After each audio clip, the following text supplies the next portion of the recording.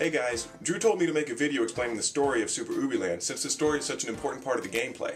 We really wanted something that gave the player a sense of accomplishment more than just collecting tokens and completing a series of random tasks. So we devised the gameplay to fit within this story structure. You might know it as the Monomyth, the Hero's Journey, or for die-hard community fans, the Dan Harmon Story Circle. If that's something you're not at all interested in, then I'm going to explain the Super Ubi Land story in a grand total of 10 seconds right now. Dr. Terrestrial is a bad guy and he lives right here. He is a mad scientist who has meteorologically engineered his island home to exist within multiple climate zones: forest, desert, snow. One day he looks into his telescope and sees Ubi flying in space, so he shoots him down to experiment on him.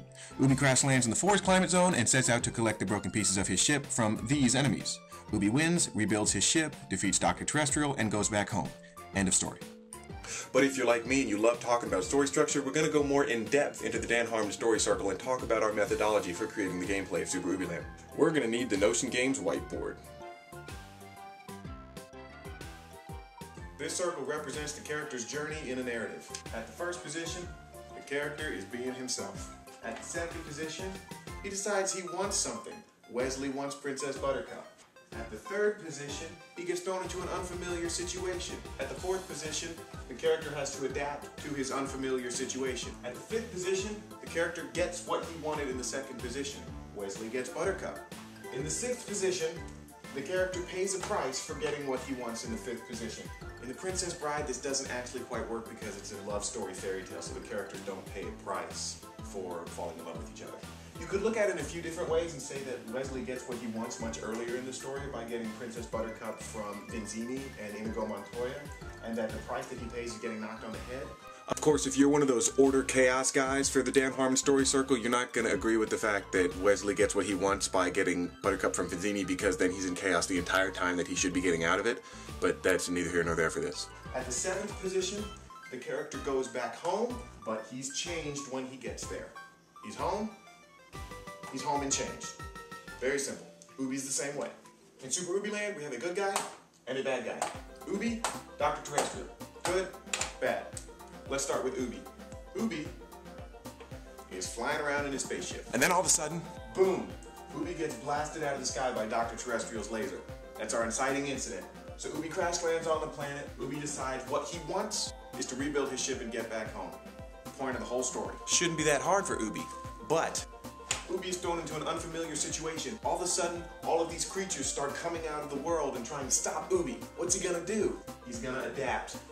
And you're gonna play the game and win to get Ubi what he wants.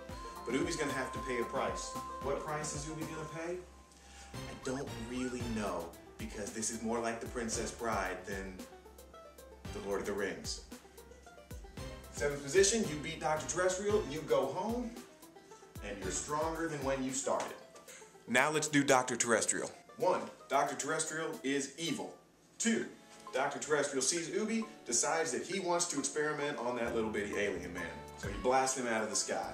3. Dr. Terrestrial is thrown into an unfamiliar situation. What's his unfamiliar situation? Ubi wins. 4. Dr. Terrestrial adapts to Ubi winning his unfamiliar situation, and this is when you have your awesome boss battle. 5. Dr. Terrestrial would get what he want, but you beat him because you were so good at being Ubi. The Dr. Terrestrial story ends right there. Fairy tale. Now let's look at those story circles in the chronology of the narrative.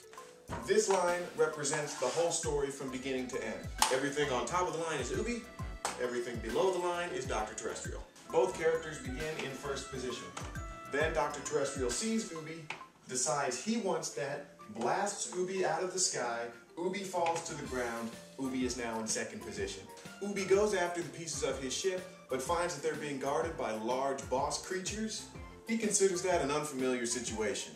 But all of a sudden, Ubi adapts and ends up beating those bosses, and Dr. Terrestrial is now thrown into his unfamiliar situation because this sort of thing has never happened to Dr. Terrestrial before. So Ubi fights and fights and fights and fights and gets his way all the way up to Dr. Terrestrial's lair to confront the man himself and finally rebuild all the pieces to his ship so that he can get back to his home planet, but Dr. Terrestrial is waiting for him. Dr. Terrestrial has adapted to his unfamiliar situation of Ubi always winning and has built something that we're not going to tell you about because it's going to be a really cool boss battle. And they fight. Kaboom. Big, fun, awesome battle. Ubi wins, Ubi achieves his 5, gets what he wants, Dr. Terrestrial falls off. At the 7th point, Ubi gets in his ship, blasts off to go home. At the 8th part of the story, Ubi is changed. How has he changed? So as you see, the entire gameplay of Super Ubi Land is based around Ubi adapting to an unfamiliar situation. Theoretically then, when you finish the game, you should feel very accomplished. And that's something that we were going for from the very beginning. Super Ubi Land has great art, great music, and we wanted a story that gave the whole thing purpose. Well, thanks a lot for watching, and I do hope you enjoyed that as much as I loved talking about it.